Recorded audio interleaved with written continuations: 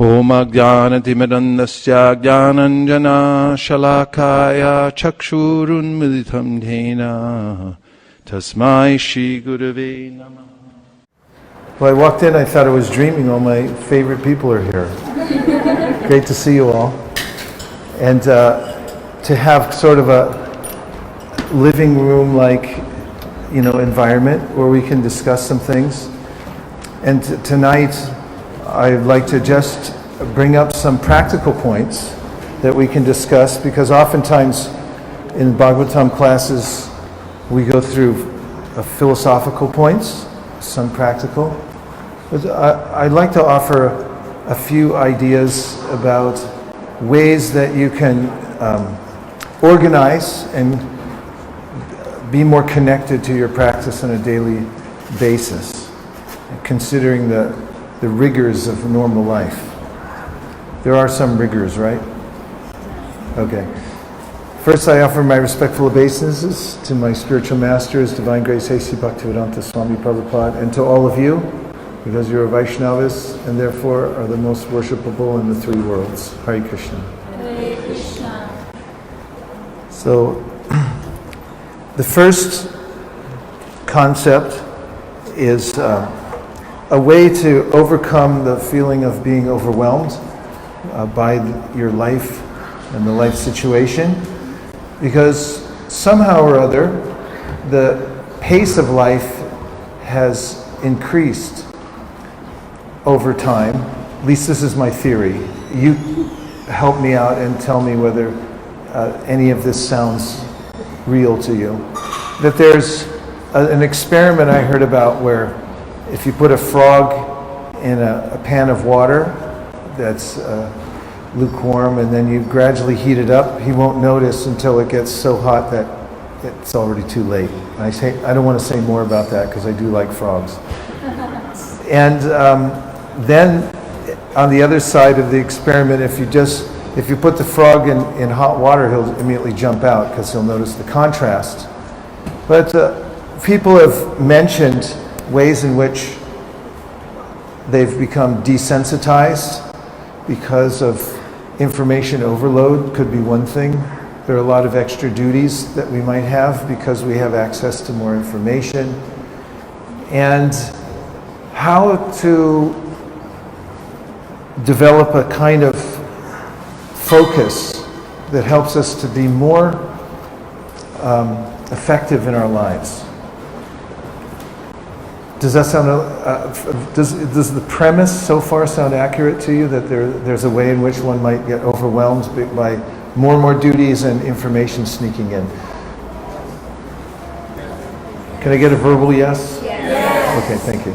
So this is elusively simple, but we do have the wherewithal to take time on a regular basis to decide our own priorities. And this, I would suggest, is one of the most important exercises for any busy person. And that is to take a little time at some regular interval, at least once a month, to sit down by yourself, close off all the information sources, and take a little time to wind down, because they keep rolling in one's head even after you turn off the buttons. And I suggest sitting with a pen and a legal pad. It gives you a sense that you're free to write, not just a little scrap of paper, because then you might not be so effusive and you might economize on your words. But if you get a legal pad and a pen, there is some research that says when you write things down by hand, you tend to internalize it more. I don't know if it's true or not, because a lot of it came from the big pen company. So, nonetheless, I have found the exercise to be helpful. So, get your pen and your legal pad and go to a place where you can be quiet, and also put up a do not disturb sign. Don't let anybody come into the space and introduce another emergency. And just think and start writing and decide what are my main priorities in life. And once you make a list, in fact, you can just go through and write things down. What things are important to me that I actually want to do in my life? And once you make a list through brainstorming, then you can actually start underlining, rearranging, and saying, what are the main priorities? Now, I'll make a suggestion, and that is that we can't ever do everything we want to do. But we can do the things that are the most important. But we can only do those things when we prioritize. And once we feel a sense of focus because we've prioritized, there's a powerful energy that comes into our lives because we have a purpose. And I would suggest that this is the main way that we get enthusiasm to move forward in our life, is when we're clear about our priorities. And when I'm not clear about my priorities,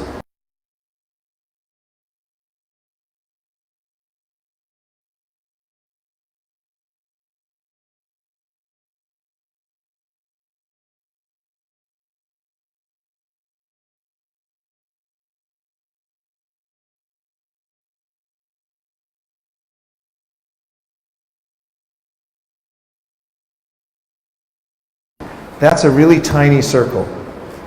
There are a group of activities that we can do that will actually help us to improve or help us to help others.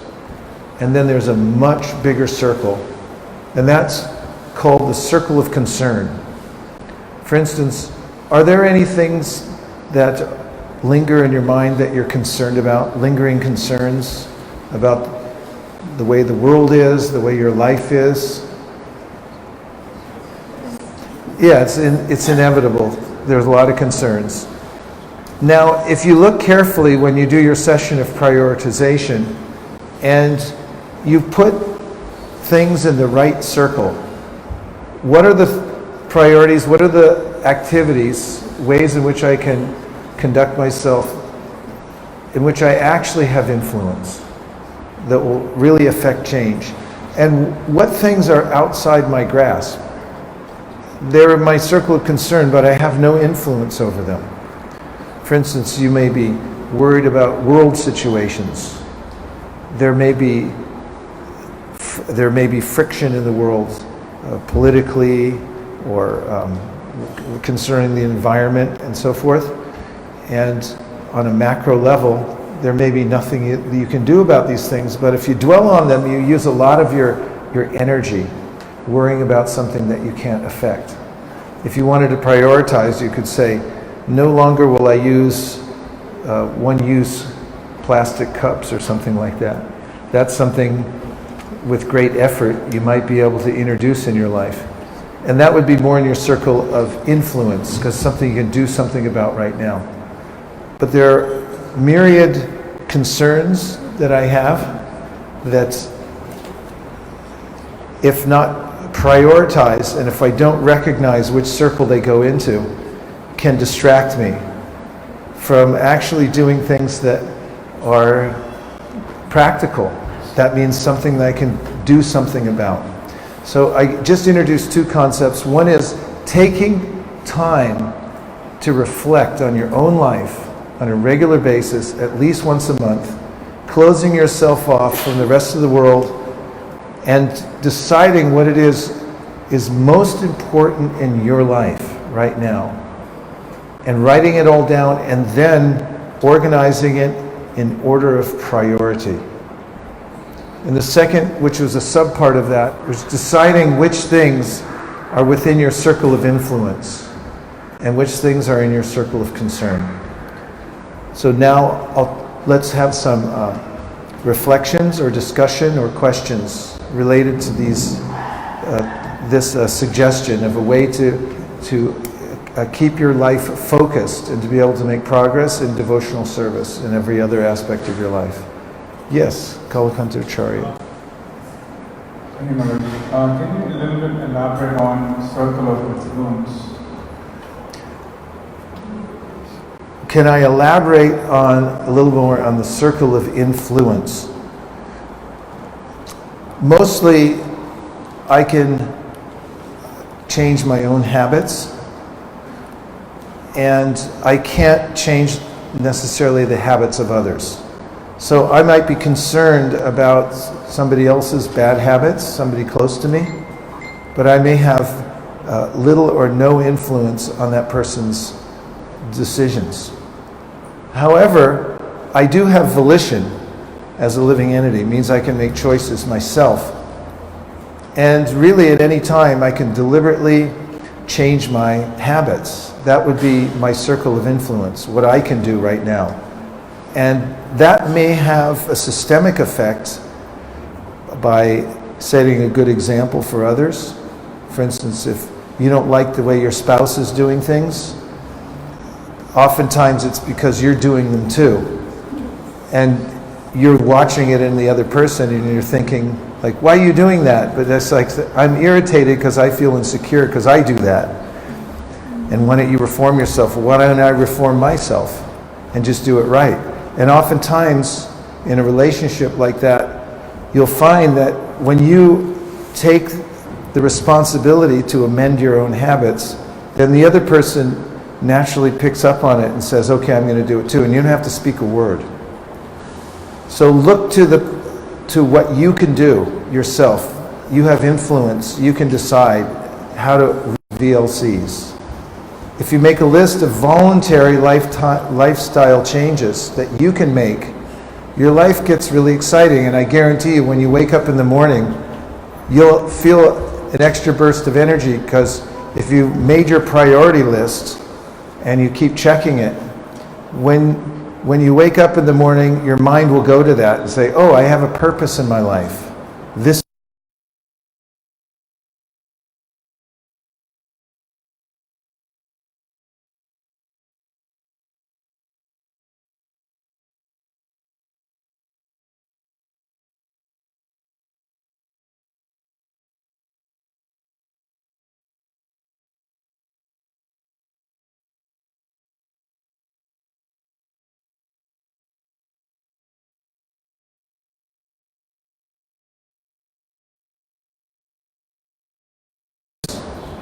But in the end, you have to actually enact those suggestions. And he gave the analogy of somebody learning to fly a plane. You get a co-pilot who's your teacher for some time, or you're the co-pilot and he's flying the plane, or she, and then after some time you have to fly solo. You actually have to fly your own plane. Does that help? Okay. We'll take more reflection or discussion or questions on the first point about prioritization. Yes?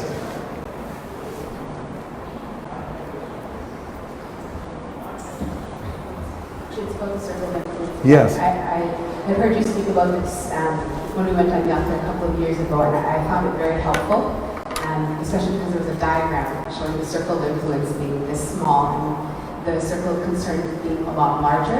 It helped me at least realize how much time I spent on that bigger circle versus actually focusing on that small circle, and realigning my thoughts to that it could fit in that small circle and be something that I can manage. Yes, thank you for that testimonial. Now, there's a way in which, when we get good at this, we can actually edit our thoughts as they're coming up. Where do they fit? And I'll give you even a more precise level of prioritization, which is that within the circle of influence, you can put even a tinier circle, and that's the circle of dedication. And now you're getting pinpoint accuracy in your life, because you're really lost. Thank you. Actually really needed that. Thank you. When I'm in my circle of concern, I'm swimming in an ocean that has no end. And it's very discouraging.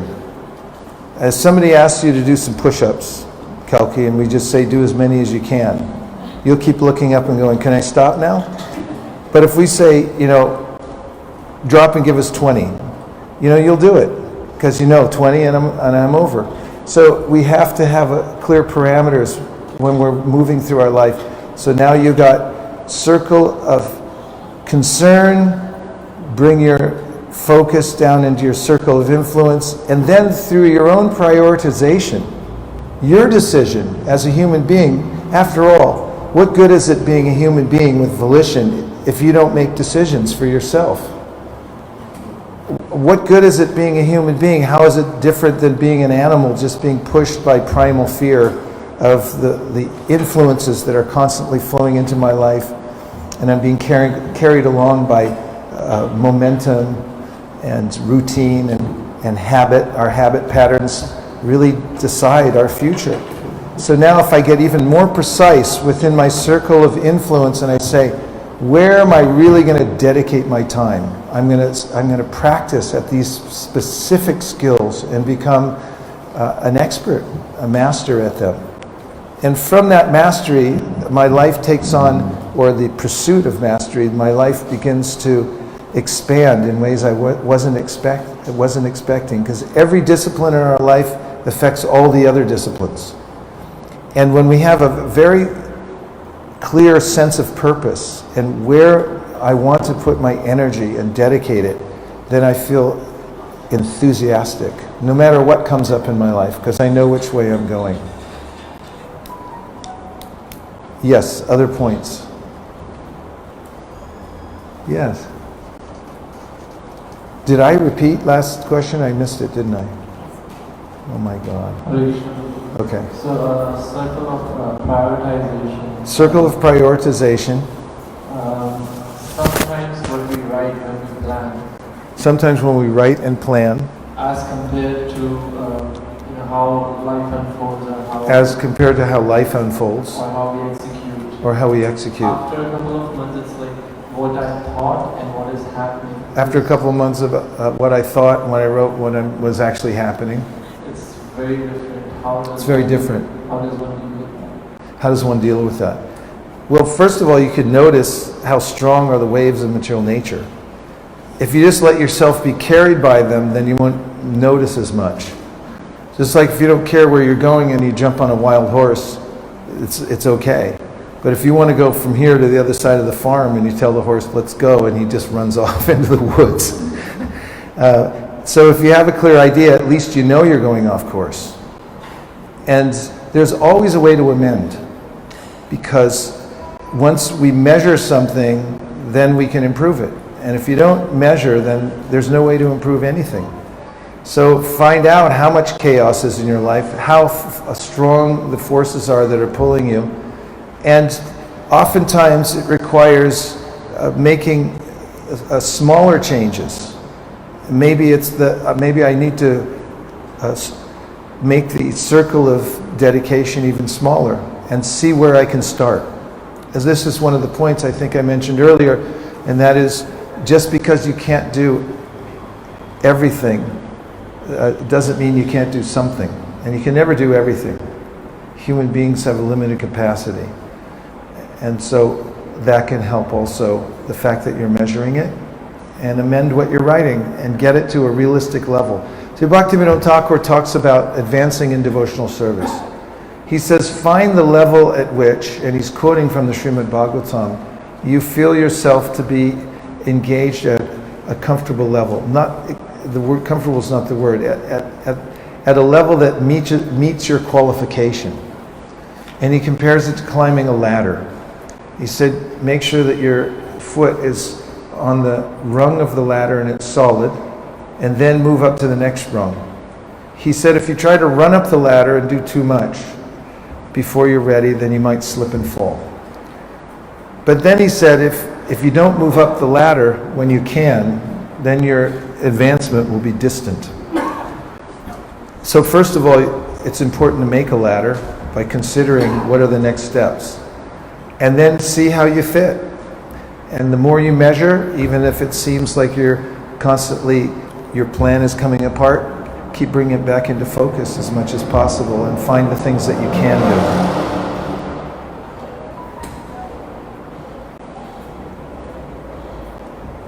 Would you like to make any other points or ask a question? Or would you like me to go on to the next practical point?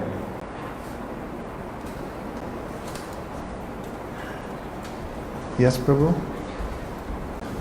When compared compared to the devotees of When compared to the devotees of the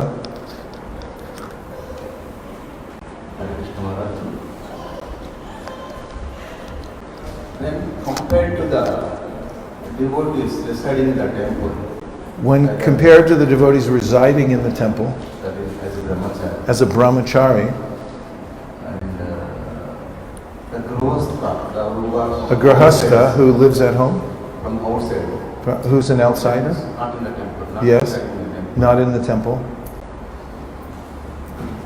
Being a grihastha, we have so many restrictions or attachments. Being a grihastha, you have so many instructions and attachments, responsibilities. As a result, and most of the times we are associated with the grihasthas. Most of the time we're associated with other grihasthas, Except when coming to the temple. except when coming to the temple. We will be there in the temple, Mangalarti time. After that, You'll be in Mangalarti time. that part is okay. That part is working. We come to the house after 10 o'clock. Then when you come to the house after 10 o'clock, Again, our mind is reading with the... again your mind is reading material world. is engaging with the material world. Mind is so powerful. Mind is so powerful. And how, in this context, how to develop the spirituality. Against this more, contest, effective how to develop spirituality when you live outside. Thank you for such a nice question. First, I'll tell you a story. There was a grihastha. Now, how many of you here live outside the temple? Raise your hand. A couple of you. Now, in the old days, it was reversed. Everybody lived in the temple, and they were like, if you said who lives outside, maybe one person would raise their hand. Everyone look at him like, whoa. And there was such a case. This very humble devotee who was a grihastha amidst a sea of brahmacharis and sannyasis, brahmacharinis. This was in Detroit. And Prabhupada was giving darshan, and he said, all these devotees, almost what you said just now, they live in the temple and they're constantly chanting and they have Mangalartik, and I live outside, I have 3 kids. So how can I be a devotee? How can I serve you? And Prabhupada said, this temple, they were sitting in the temple, is made of brick and stone. He said, your house is also made of brick and stone. He said, the business in the temple is for Krishna. If the business in your home and your life is for Krishna, no difference. So then the question is, how do you do that?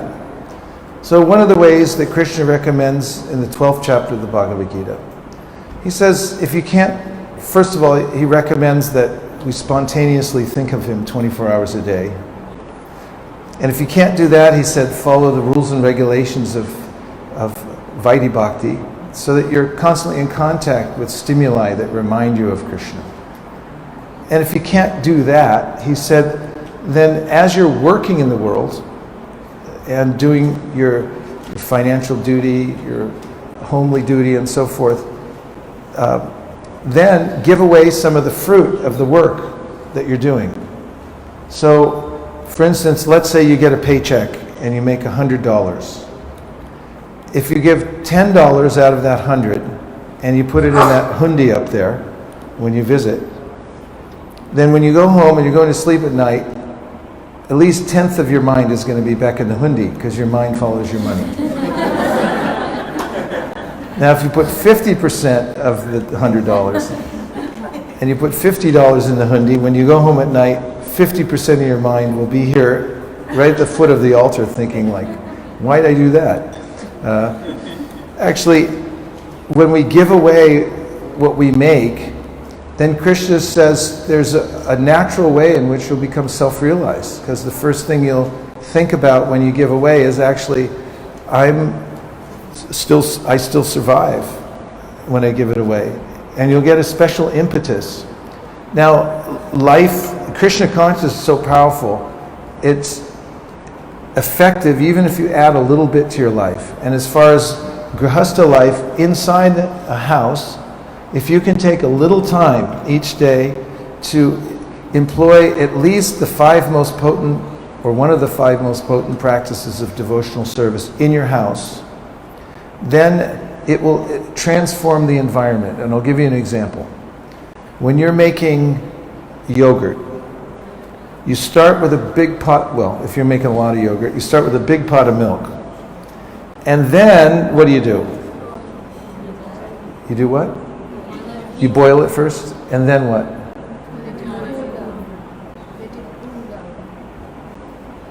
I see what you mean about the ambient noise in here. I can't understand anything. Rukmini, you tell me. What do? Okay, boil, then what? It's milk. It's just... You got a pot of milk. You want to make the whole pot into yogurt.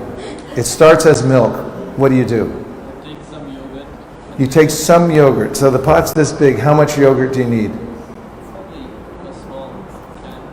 A small can like this big? 300 ml. Okay. What? 300 mLs. Is that this? Is it 300 mLs? Okay, here's 300. Here's the pot. Now here's your life. And here's your practice of Krishna consciousness, which is about 300 mLs. And what you do is, correct me if I'm wrong, you take the 300 mLs and you put it into the big pot. Now what do? Stir it, mix it, Okay, you stir it up, then and you leave it leave it where? warm place Slightly warm. in a conducive environment. Conducive environment. Thank you, he's helping me along here. What happens to the pot of milk? It starts reacting. Starts reacting, and then the conclusion? Yogurt. The whole pot? No, No, I mean the contents of the pot turns, all the milk turns to yogurt. Is that correct? It's like a deposition.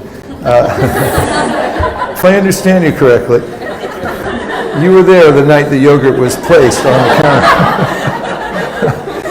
So the whole pot of milk transforms, and you add a little yoga culture. So Krishna says in the Bhagavad Gita, Neha bhikarmanashosti pratyavayana vidyate swalpam apyasya dharmasya trayate mahato bhayat. If you give a little contribution, it's a big thing. So don't ever think it doesn't have its effect. It's systemic. Because Krishna always expands. The transcendental vibration expands.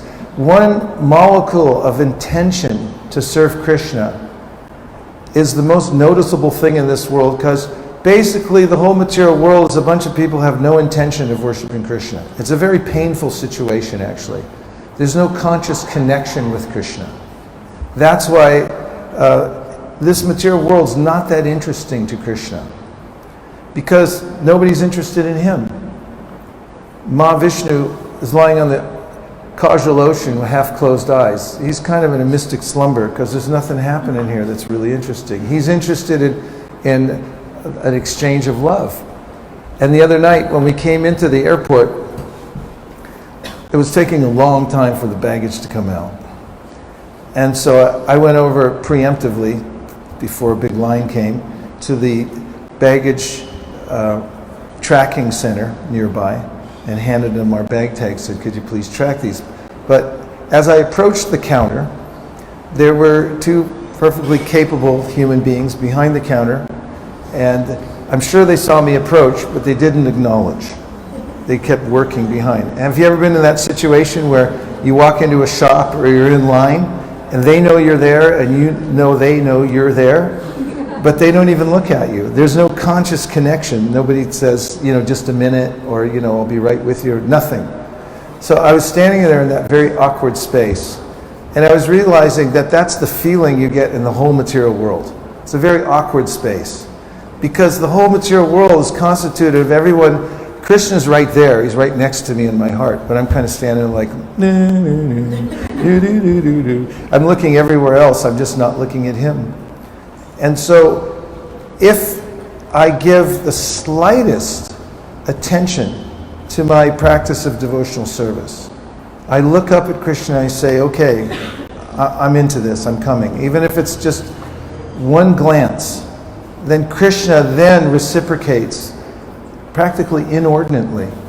In fact, in the light of the Bhagavad, Srila Prabhupada writes about how if someone takes intentionally to the process of devotional service and then changes his or her mind and decides, I'm not going to do this, Krishna will forcibly drag that person along because, no, you already said it. You already showed your intention.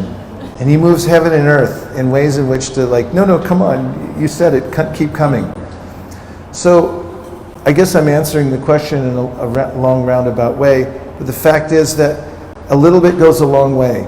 And if you introduce some simple practice of devotional service into your home, especially the chanting of Hare Krishna, and you give away some of the fruits of the work that you're doing, then Krishna says that your whole life will gradually be transformed by that. And that's a very natural way to expand your Krishna consciousness.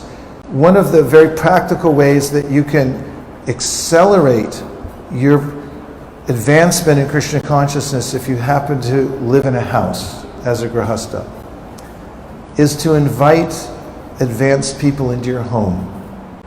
Now, sociological studies show that when you invite anybody into your home changes.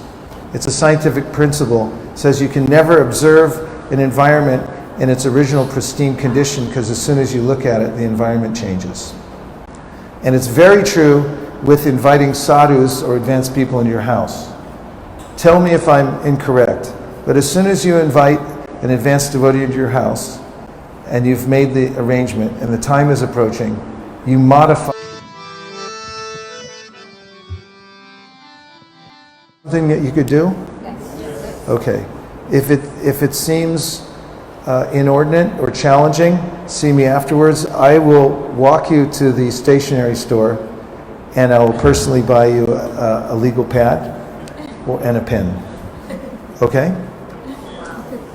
Or we can order it on Amazon Prime. Get it to you by tomorrow. The second principle, especially for busy people and who's not, is fill the gaps. Oftentimes I think in terms of schedule and I say, I've scheduled time to do my devotional service at this time.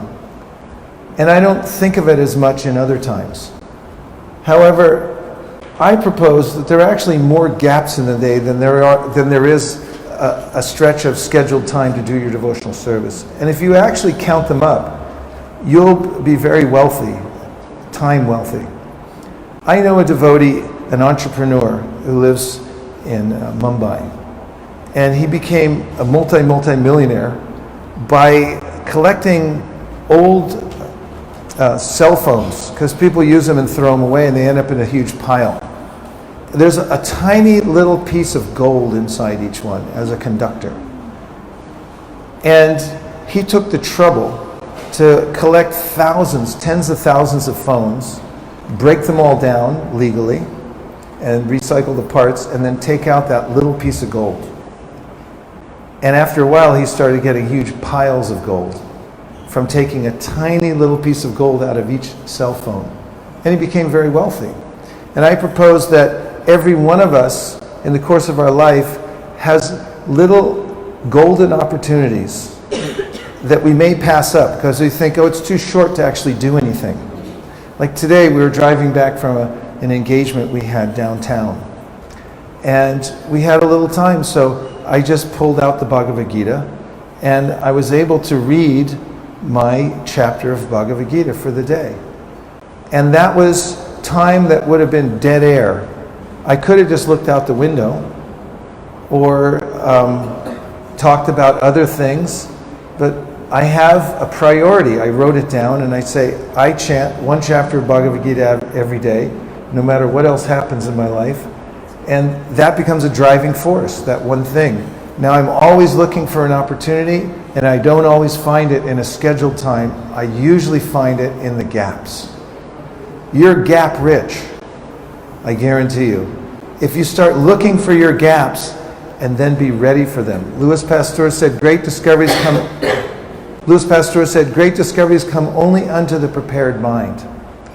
So if you walk around prepared for gaps and you see a gap coming, or you just landed in a gap, jump on it. pull out whatever it is you need to do at that time in your devotional practice and do it. And oftentimes somebody says, I'll be right back. I'll be back in 2 minutes. And then how long does it take them? 20. It's like, what happened? Oh, I went up there and there was an emergency, had to, fix the phone or whatever it is. And you'll find that you had a good 20 minutes there. And if you weren't prepared for it, you might have just sat there doing nothing. So you win in the margins in life anyway. Even financially, everyone wins in the margin. In professional sports, people win by fractions of a second or by one goal. And in devotional service too, it's those little moments that you take advantage of where you're actually going to advance in devotional service. You don't have a lot of extra time, correct? But you do have a lot of gaps.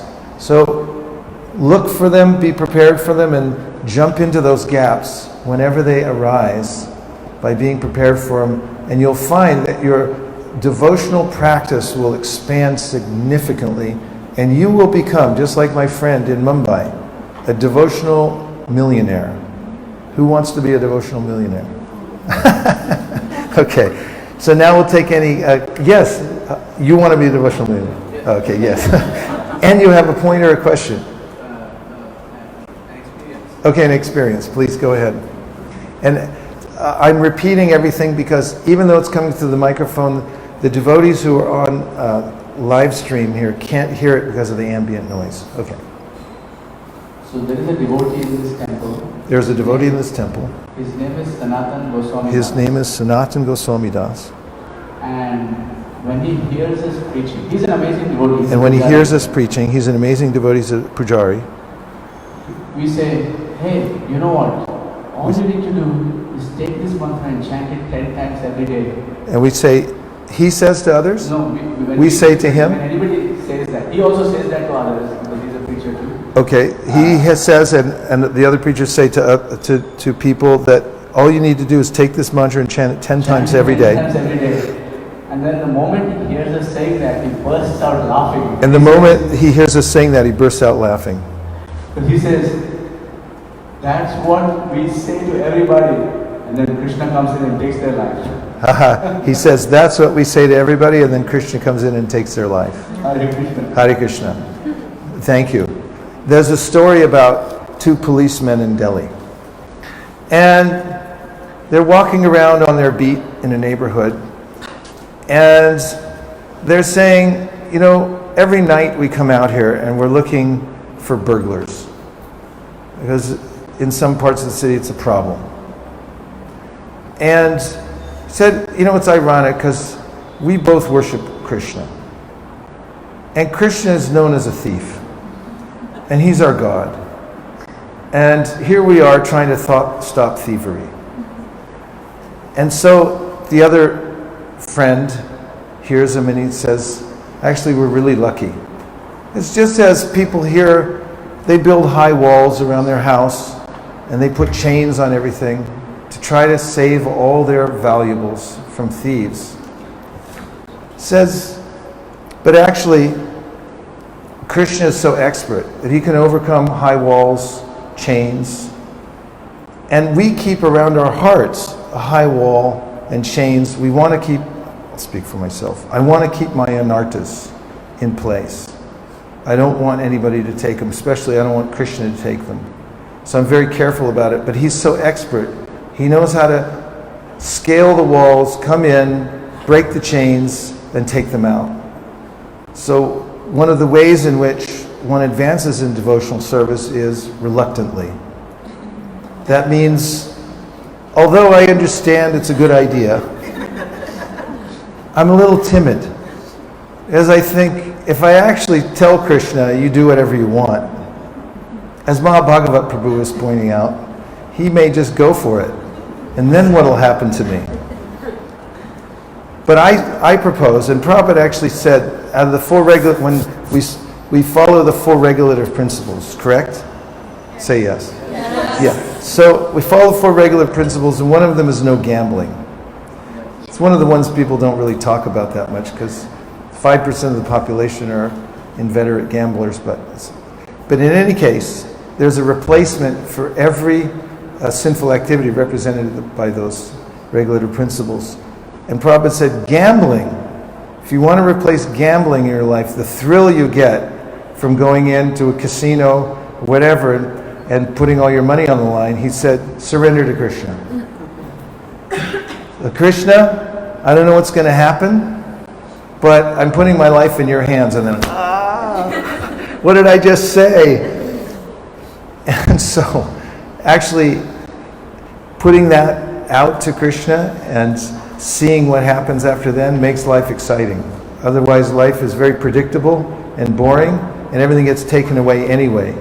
So it's better if you offer it first. Any other points or comments about the gaps? Yes. Yeah. Hare Krishna. I was just thinking about the gaps, and She was just thinking about the gaps. I find that if I'm not able to fill the gaps, Krishna comes in and fills them for me. She finds that if she's not able to fill the gaps, Krishna comes and fills them for her. Especially, I find when I'm wavering. Especially when she's wavering In my faith. in my faith. I think, oh, is this really for me? Should I really be doing this? I think, should I really be doing this? And then suddenly an opportunity for service will come up. And suddenly an opportunity for service comes up. And I get pulled in again, and I get pulled into the service. I get pulled into the service again. And that was a gap that got filled by Krishna. The gap in Krishna pulled me in. Yeah, so I find that, I'm progressing reluctantly. Yes. But it's happening because Krishna is pulling me along. Yes, Krishna I'm pulls not me making along. as much of an effort on my own. Yes.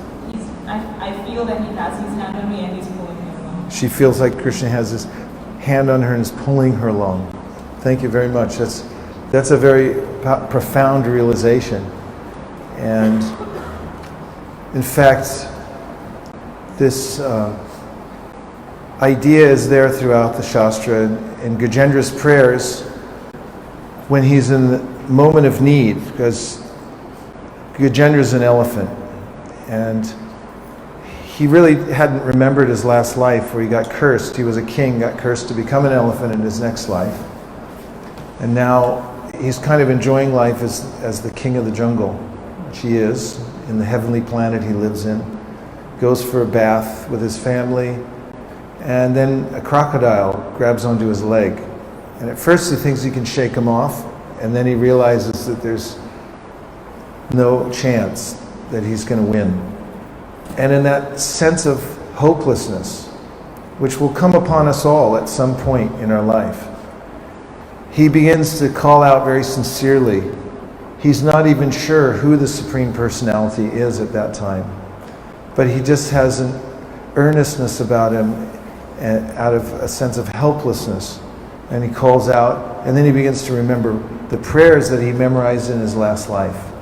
And in the prayers he's offering to the Supreme, he says, actually, you're never inattentive to my deliverance. You're always eager, ready, prepared to help me. It's only my inattention that's stalling the process. He says to Krishna, you're never lazy. Although I'm lazy about taking the spiritual life, you're not lazy. And it's not that you simply are attentive when I offer prayers. You're always attentive, but I'm attentive when I'm offering prayers. And that's why there's some progress at that point. So, reluctant devotional service, or whatever form it comes in, is progress. And we have to take every opportunity to call out to Krishna. And there's a kind of a technique that I do often when I'm chanting. And when I realize that there's so many impurities, and Krishna has promised that he'll remove those impurities. His name is Vidunoti, which means he's the remover of obstacles and impurities from the heart of a devotee. So one way I've found that's effective, instead of throwing out the anarthas myself, I tell Krishna I'm leaving the door unlocked, and I'm going to chant really hard. The back door is unlocked. If you'd like to come in and take the inartas, please feel free to sneak in. You don't even have to climb the wall. And then brace yourself for what might happen next. So this is chanting with intention for Krishna coming and doing what he does. He's Hari, or one who removes the obstacles. Anything more about gaps? Yes? Maharaj, I always have a struggle with filling the gaps when it comes to making choice, what interests me, whether to read something or to watch something. How to overcome that interest? Oftentimes you can, it's like take a prescription from somebody else. If you can't decide, then find somebody that you trust and that you admire and their practice devotional service, and then ask them, what things do you recommend that I fill my gaps in with? And then just follow, because that helps to overcome the indecision. And that can be a challenge because there's so much to choose from in devotional service. I found that challenge just looking at the whole of Srila Prabhupada's books and then thinking, like, how am I going to read all these? And then one day I realized if I break it into small parts, then I'll be able to go through all of them in due course of time. So sometimes you can get from a devotee of respect a list of things to learn or memorize or read. So just ask for a prescription, because there are unlimited combinations and permutations of things that you can look at, chant, study, and so forth. Prabhupada's mood was, it's all sweet wherever you taste it. Of course, there is a systematic way of going through the books, but he also said that it's like a sugar candy, or a sugar doll, he called it. I guess that's the name in India for, some kind of lollipop or something. But he said anywhere you open, it's sweet. But if you ask somebody who knows a lot about the lay of the land when it comes to the Shastras, which prayers should I memorize next? Which should I read in my gaps? And then follow the prescription. Oh, yes. Maharaj, one good habit, I think I learned it from you. One good habit, he said, he thinks he learned from me, is carrying index cards. Carrying index cards. With shlokas you would like to learn. With shlokas you would like to learn. And then whenever you have a moment, you pull out the index card and learn. And when you ever have a moment, you pull out the index card and you look at it. Yes, I still have them in my bag. And I learned that from a senior godbrother who knew a lot of verses. And I said, so how did you learn all these verses? And he said, I always carry 7 index cards with me wherever I go. And he said, I just look at them throughout the day whenever I have a gap. And so I started carrying 7 index cards. I still have a collection of them in a very large briefcase. They date back many, many years. In fact, someone just gave me 2 index cards with shlokas on them that belonged to Tamal Krishna Maharaj. She gave them to me as a gift. She said, and it's in his own handwriting. I have them on my desk. And from the old days, back in the old days, we used to walk to school in the snow. No, back in the old days, kids, we didn't have computers or smartphones. It's a new invention. We had index cards. In fact, there were complex indexing systems that people had on paper, innovative ways to find things. But index cards ruled the world back then. And anybody who was interested in learning shlokas and things like that would carry index cards. I find that if I look at these bits of information and sweet verses and things like that in various circumstances and environments, then it tends to kind of seep in. And also it's helpful if you integrate prayers and things that you want to learn into a routine in your life. Like, let's say every time you get in the car, it's a good idea if you say a few prayers, especially the Lord Nrsingadev. When you're getting ready for the day, or when you just wake up. In fact, this is in our paddatis. There's a way to wake up. as soon as you open your eyes, Hare Krishna, say the name of your spiritual master. And then there are verses that are recommended, like Jayati Jananivaso, Devaki Janmavado, and various other verses that are recommended that you can take. And there's a prayer you say before you put your foot on the floor, which is begging Mother Bhumi's permission and apologizing for stepping on her surface. And then when you put your first foot down, then you get down and offer obeisances to your spiritual master. Now you stand up. Then, you may have a system, as soon as you wake up, you just flip the switch and a lecture starts. So there's no gap, when you wake up in the morning. Jessica.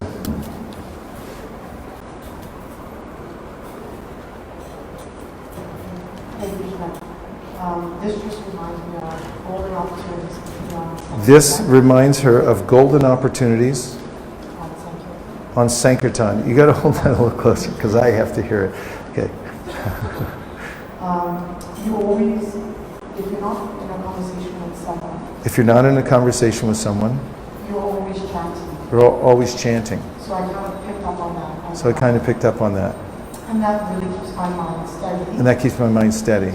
On book distribution. On book distribution. And not kind of what's the next service I have to know. And not thinking what's next. Yeah. And kind of being present in the moment. And being in the moment, being present. And capitalizing on any opportunity that comes. And capitalizing on any opportunity that comes your way. Thank you very much. This is an important point. As far as filling in gaps go, really the most important practice is to keep the Maha Mantra going. So you can just continue to chant Hare Krishna, Krishna Krishna, Hare Hare, Hare Rama, Rama Rama, Hare Hare. No index card needed for that. And if you keep the Maha Mantra going throughout the day and remind yourself to continue chanting, then you'll also stay above the fray of the mind and the material world by the practice of transcendental sound vibration. Is everyone okay? Okay. How much more can you tolerate of this kind of stuff? Okay, I just have a couple more points, and we can also have a kirtan, and I think we're ending at 8, right? Is that correct? Okay, so I'll make a couple more points, and let's see if we have more discussion, and then we can also have a kirtan, if you so choose. Okay, another way to enhance your life and devotional life is to focus on encouraging others. Everybody needs encouragement in this world because there's a way in which there are powerful forces of the mind, of circumstances, by the power of time, that I tend to be overwhelmed, and there are reversals of fortune that come into people's lives. Correct me if I'm wrong. Everyone's life is smooth? Okay, all right, just making sure. So, one of the ways of devotees is to focus on encouraging others. This means fanning the spark. There's a verse or two verses in the Sri Upanishad, Yastu sarvani bhutani atmani vanupashyati sarva bhuteshu chatmanam tatana vijagutsate yasmin sarvani bhutani atmaivad bud vijanataha tatrako mohakashoka ekat vamanupashyataha. One who always sees all living entities as spiritual sparks in quality one with the Lord becomes a true knower of things. What then can be illusion or anxiety for him? One who always sees everything in relation to the Supreme Lord and sees the Supreme Lord within everything, never hates anything or any being. And the vision as being prescribed is called anupashyati, which means you should follow in the footsteps of the greatly advanced devotees who recognize the spiritual quality within everyone. And also the scripture which describes how people are not their bodies, they're actually the spirit soul within the body. And then organize your life and your mind in ways that you can encourage others and bring out the spiritual impetus of each person. And if you think like that, then you'll be encouraged. Because when you're encouraging others on the spiritual platform, then there's a natural effusive spiritual energy that comes out of you. And you also get the benefit of seeing the spark awaken within other people. And it reminds you again and again that actually people are spiritual. When we were at Kensington Market and a couple other places on Saturday, I was just telling people, when I showed them the Bhagavad Gita, actually we're not our bodies. The body's like a car and we're just riding around in the car. And I show them a picture of the changing bodies and I say, see, we're the essence within the body. And then I'd show them the picture of the sage on the next page, which is in reference to the verse, Vidya Vinaya Sampane Brahmani Gavihastani Shuni Chaiva Shupake Cha Pandita Samadarshina. Krishna says that a learned person is someone who sees the equality of all beings, noticing that they're all parts and parcels of the Supreme Lord, and no matter what their external body is, they're actually an eternal soul. And one who's awakened to this vision, even if theoretically, and then applies the natural practice that would follow that idea of giving people an opportunity to awaken to Krishna consciousness, and by encouraging them. And the word encourage comes from a French word, cor, which means the heart. And moving people's hearts in such a way that they can feel encouraged to move forward in Krishna consciousness is highly effective, because actually people are spiritual souls. One of the things that I tell people when I meet them, for instance, on the street, is that you look spiritual. Now, in the regular course of your life, have you ever come across, like you go to work or you wake up in the morning, you see your family and they say, you look tired? Anybody ever said that to you? So then how do you feel all of a sudden? You look in the mirror and go like, God, I do look terrible. Or somebody looks like, well, you really look bad, or you look sick. And then how do you feel then? Kind of bad and sick. And I stumbled across this, but when I meet people anywhere where I'm introducing myself and showing them some spiritual literature, I say to them, you look spiritual. Now someone may say, oh, you're just being artificial, but I'm not, because it's anupashyati, it's following in the footsteps of the acharyas and the scripture to say, you should see people as spiritual. That's exactly what it's saying. And as soon as I say that, they suddenly achieve self-realization within 1 second.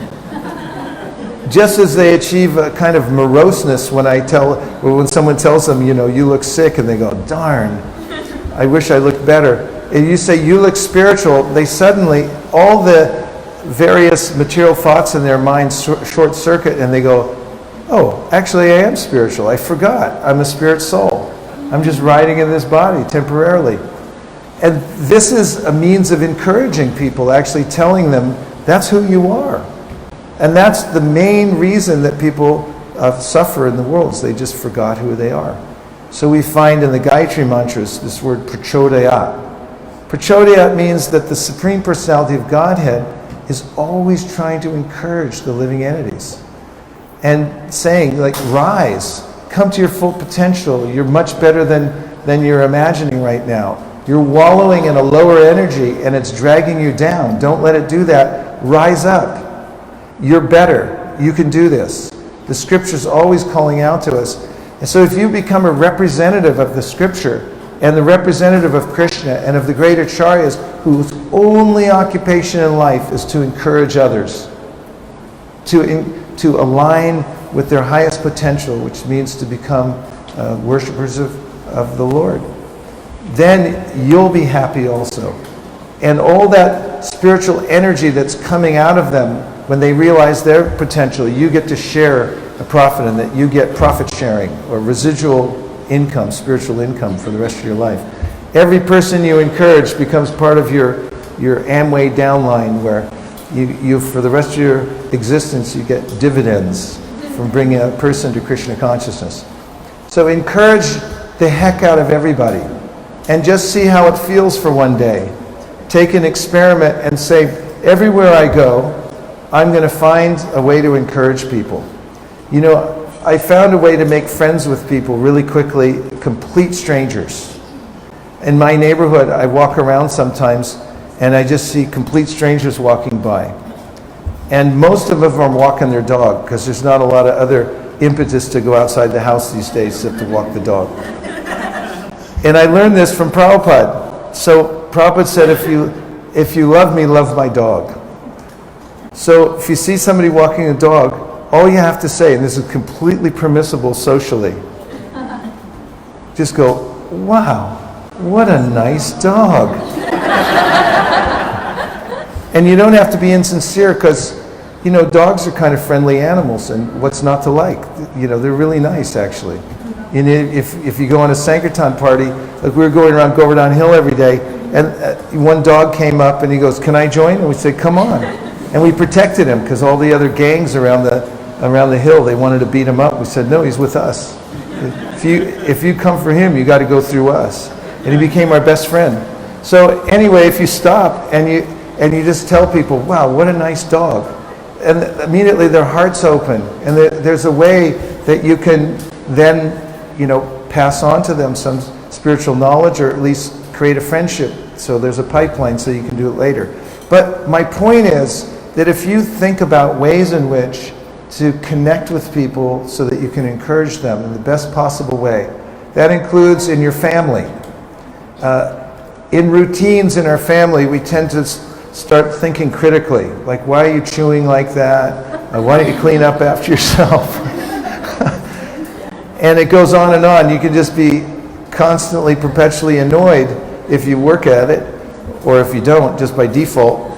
But if you work at encouraging and just look for ways in which to encourage those in your family that you're close to and you tend to get overly familiar and therefore there's some feeling of contempt, reverse the pattern and say, I'm going to be the encourager in the family. And every time I see a person here doing something right, I'm going to go over and make a conscious contact and I'm going to encourage him. How about if you did it in the temple? And you just went out of your way.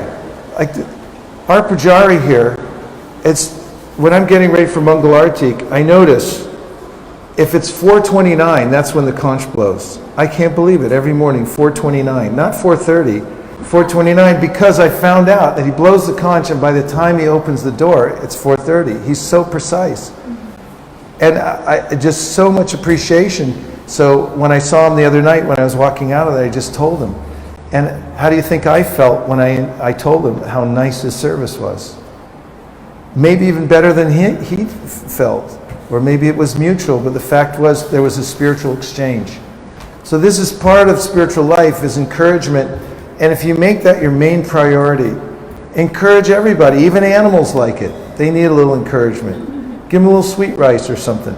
Or chant Hare Krishna to them.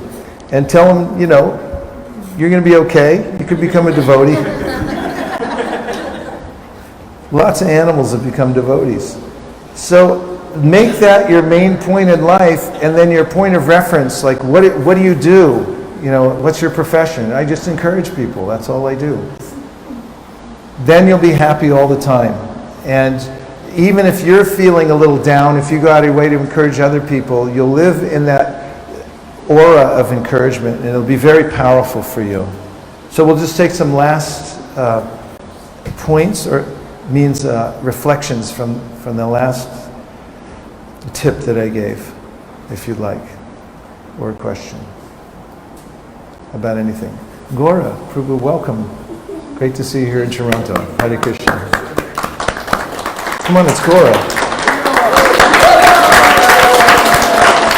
You call that encouragement? You want to encourage Gora? Encourage him. Ready?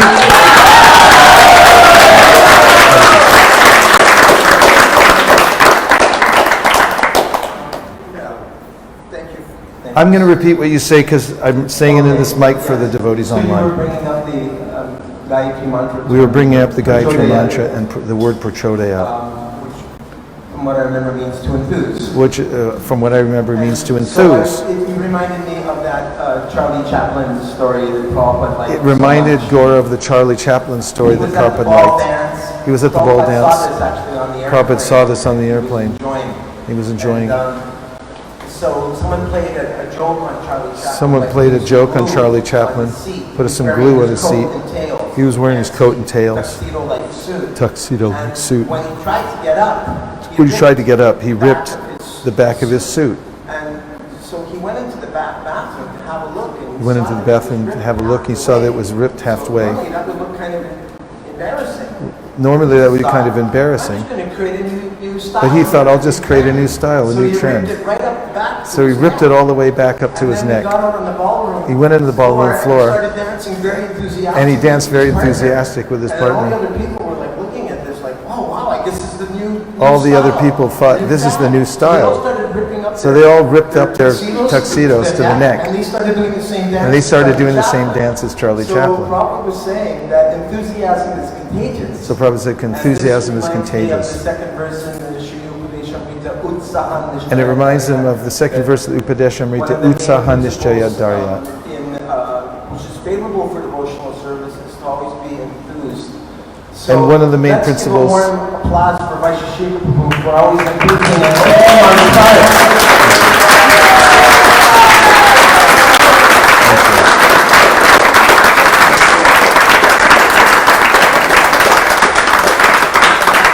Thank you. And I do feel better now. Really, it's the life experience everyone's hoping for, is to get some encouragement. And that's what we do. That's what Krishna consciousness really is fanning the spark, finding wherever you can fan it. Of course, there's refinement to the whole process, including the fact that don't go out of your way to encourage people who reject it. You're not obligated to do that. If someone's not open to it, the Shastra says that you can leave them alone. That's the kind of encouragement they need when they're so closed down that they're inimical and so forth. So we've talked about a few things that hopefully are practical ideas that you can employ and increase your devotional practices, even starting tonight. Why wait? And since we have a few minutes left, let's have some kirtan together, as we're leaving early in the morning tomorrow, so we're feeling melancholy that we won't see you again after tomorrow for some time. Krishna willing, we'll see you as soon as possible.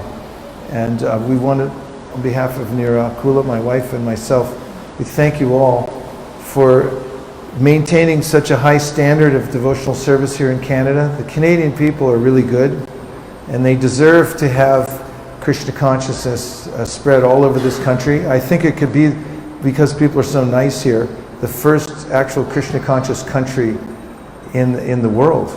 What do you think? So maybe, and this is my thought, is that's why Krishna put you all here. You're all from various parts of the world, so try for it. And try to encourage all the people in Canada to connect with Krishna, the Supreme Personality of Godhead. Does that sound like an okay plan? Yes. Say yes. Yes. Okay. Hare Krishna.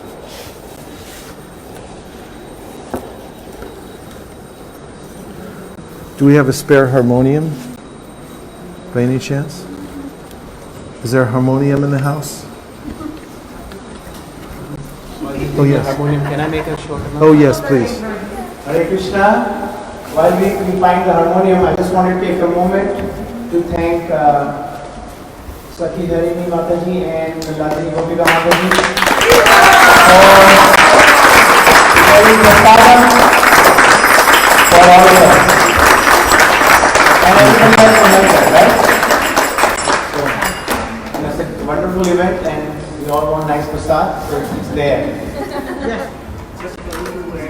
And as the harmonium reaches here, also want to thank everybody here for coming and participating in this nectarian sharing of the nectar.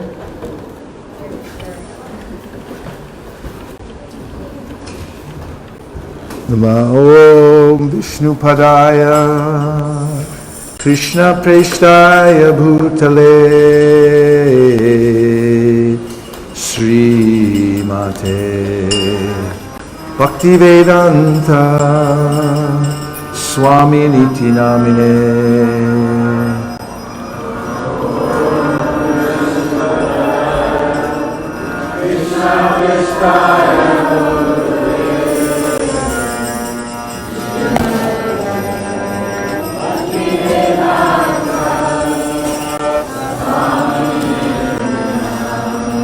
Namaste Saraswati Deve Gauravani Pracharine Nirvishesha Shunyavadi Paschatya Deshatarine.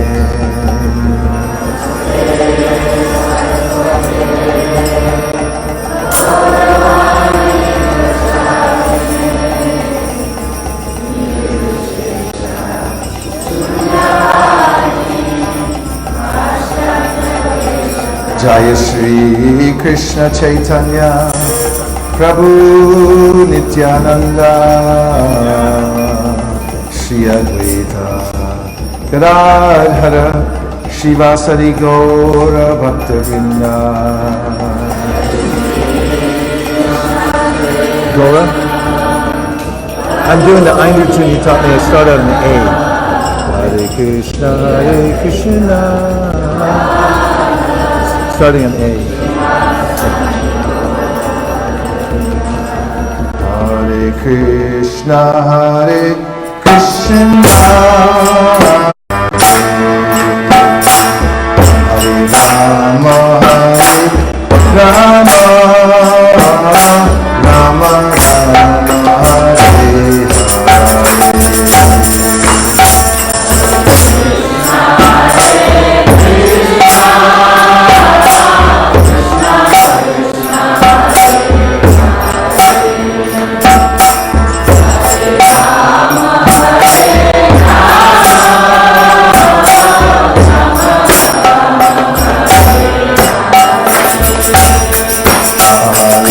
Krishna, Hare Krishna, Krishna Krishna, Hare Hare, Hare Rama, Hare Rama, Rama Rama, Hare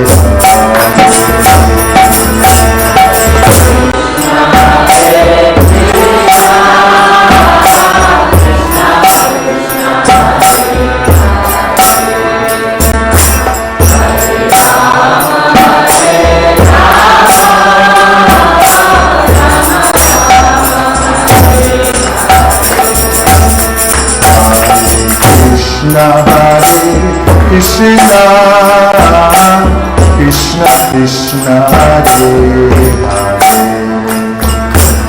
Hare Rama, Hare Rama, Rama Rama, Hare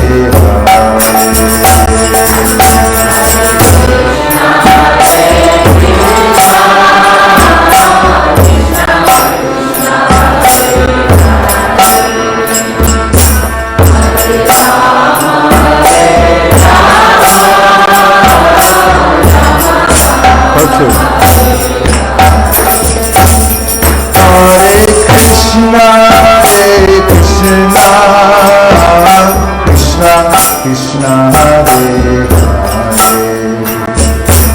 Hare Rama, Hare Rama, Rama Rama, Hare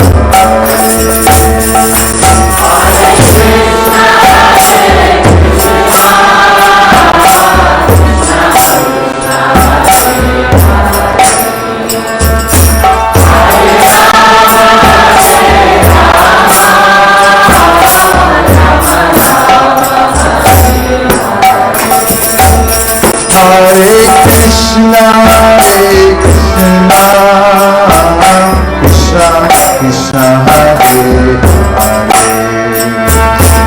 Hare Rama, Hare Rama, Rama Rama, Hare Hare.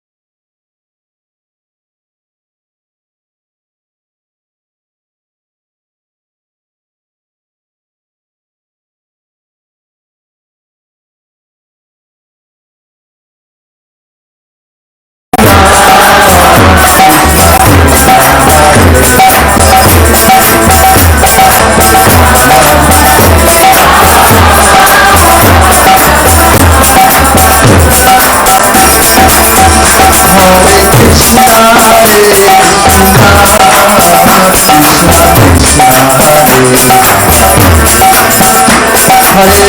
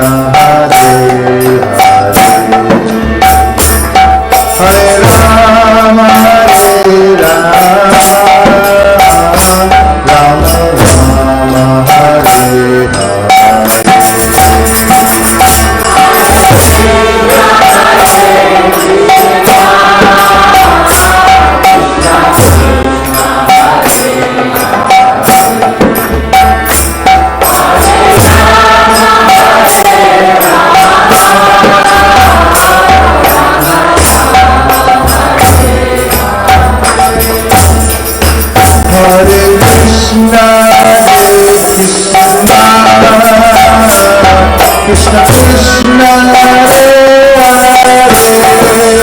Hare Hare Rama Hare Rama Rama Rama Hare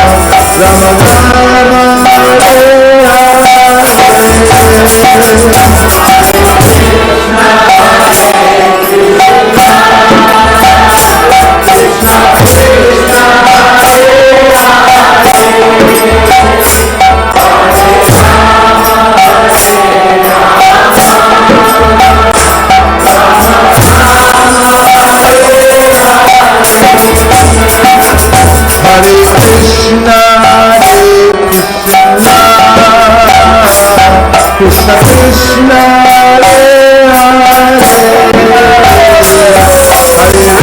Rama Hare Rama Rama Rama Hare Hare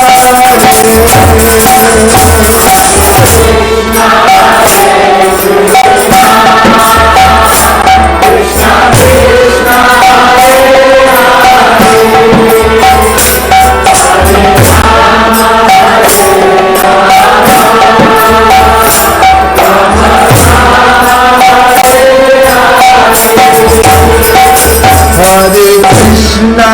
Hare Krishna,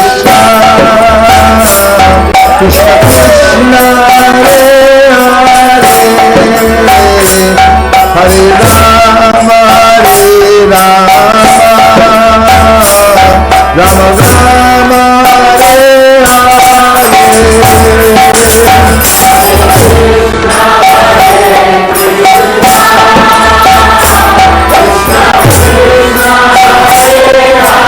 Rama Rama,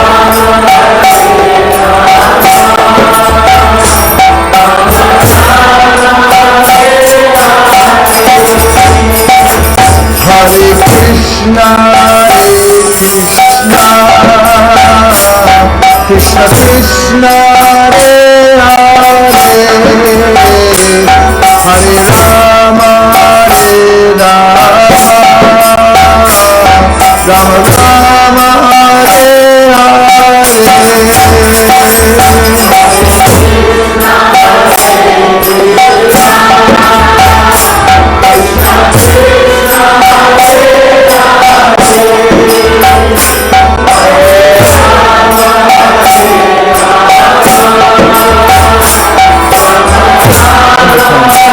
Hare.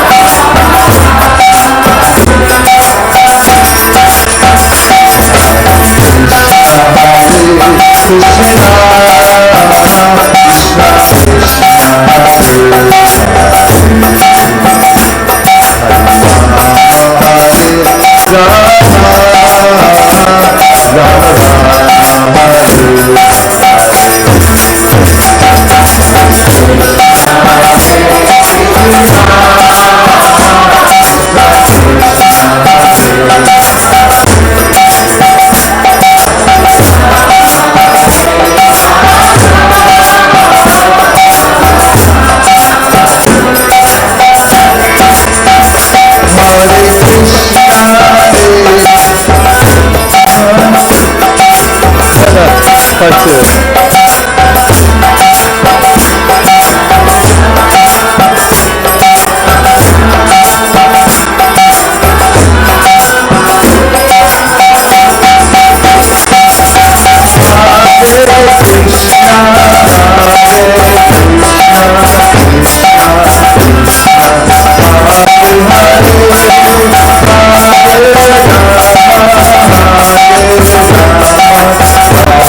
Hare